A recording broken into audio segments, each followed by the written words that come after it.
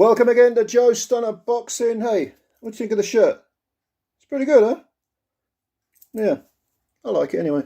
Hope you're having a good weekend. Let's talk a bit about FABIO WARDLEY and FRAZER CLARKE. And no, I'm not going to talk about the purse bid farce because that's done and dusted. What I'm intrigued about is, and what I want to ask you for your opinions on, is who do you think would have won if Frazer and Fabio had actually fought? Because I was really looking forward to this fight. And let's go through a few things. Let's go through, I mean, there ain't a lot of Frazer's record to go through as a pro, but let's just bust a few things down and see what we think. So you got FABIO WARDLEY, who currently is 16 wins with 15 KOs, no defeats, no draws. Okay, 28 years of age, 6'5", and he's beaten, last time out it was Michael Coffey, Nathan Gorman prior to that to win the British title. And he had a few gimmies like, you know, Chris Healy, who's a decent area level fighter, but he was never going to beat Fabio. And he's got, you know, Nick Webb, a one-round knockout, Eric Molina, who turns up for a paycheck and not a great deal else, but, you know. But if you look beyond the obvious power, and you look beyond the spite, which is very good. I'm really impressed with the way Fabio, especially when he gets hit, he turns nasty, really nasty. And I guess that's one of the reasons why Dillian Whyte likes him so much and has been supporting him so much. If you look beyond that, what can we tell about some of those little cameos that may reveal perhaps things to come? Well, the one knock against him, potential knock against him, is that when he gets hit, he can get hurt. Because he was hurt against Nathan Gorman. He was stung badly. He jumped all over Gorman the moment he was hurt and knocked Gorman out. I mean, showed some real spite. He's been slightly shaken, slightly perturbed perhaps by Eric Molina early on, until he started putting it on Molina, and Molina found a nice place to lay down. And there have been one or two other, and the Michael Coffey thing. Coffey landed a few half-decent punches that got Fabio's attention. Now, I'm not saying the guy's chinny. Don't get me wrong. I'm saying he could be chinny, which is a different thing, you know. Yeah, I'm saying that when he's hit, I like the way he reacts, but I don't like the fact that he can be hurt and has been hurt at that relatively, well, let's not call it a low level, because I don't think winning the British title is a low level, but the, you know, well below world level, when he's hit, he can be hurt. But what I do like is he's got that Nigel Benn thing about him, where the moment he's hit, he's dangerous. The moment he's hurt, he's dangerous. He comes back well. Now, of course, you've got to go, I won't even go through FRAZER CLARKE's resume as a pro, because there's nothing there to go through. The only thing you can possibly remark upon is going the distance with Kamil Sokolowski. And on the bad side of things, you have to ask yourself, well, if it was an AJ or a Dillian Whyte, or Dillian Whyte fought Sokolowski early on in his career, he stopped him. If it was AJ fighting him when he was coming up, would Sokolowski have gone the distance? I don't think so. Or Joe Joyce, I would imagine Joyce would have stopped Sokolowski early on in his career. And Frazer's been taking the distance. Okay, so Frazer's power. Is there a question mark over that? He's not showed any one-punch wallop power, but he gets the job done. He's got, you know, all but one of his victories are by stoppage. Again, against a very, very weak opposition. But... and also he's a bigger man. I mean, he's a big unit, Frazer. His physical strength, I would give him the edge over Fabio on pure physical strength. So, okay, experience as a pro, definitely Fabio that gets the tick in that box. Physical strength, a tick for Frazer. Chin, we don't really know about Frazer's chin, do we? But a slight question mark, maybe a slight question mark over Fabio's chin. But an unknown. Again, definitely a question mark over Frazer, because we just ain't got a clue.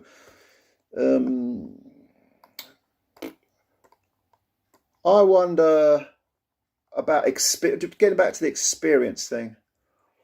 I wonder if Ben Shalom, and regardless of, I won't go into again of the friction, the obvious friction between 258 management and Ben Shalom and Sky, but Ben Shalom may have a point about Fraser needing more rounds to take on Fabio. He may, everyone in that whole farce looked stupid.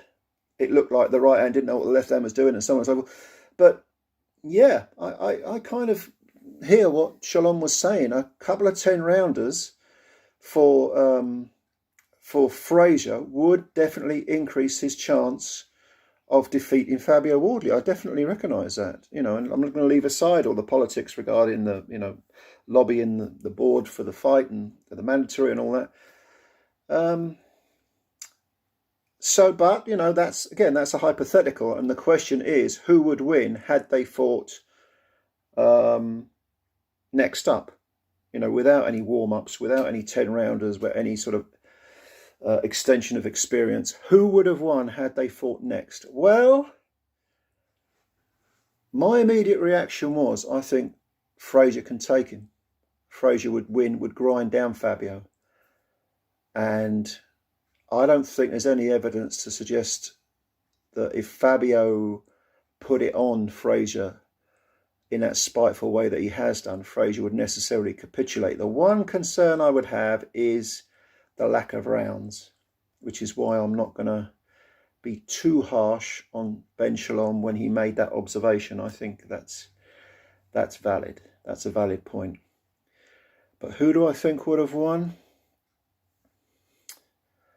I'm going to go with absolutely no confidence. This is not a prediction anyway, because it's a hypothetical, but I would have thought that Fraser would have survived some early onslaughts to perhaps stop Fabio in about 8 rounds. And I think he would have to go through fire to do that. And we don't know whether he's got that desire. We don't know whether he's got the determination and the spite that Fabio has shown. But if he's got 80-90% of it, I think he could outlast Fabio.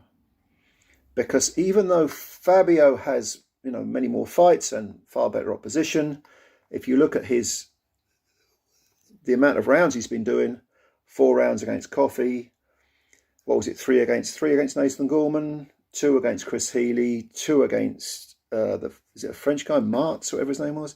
Nick Webby did him in 1, Molina in 4 or 5.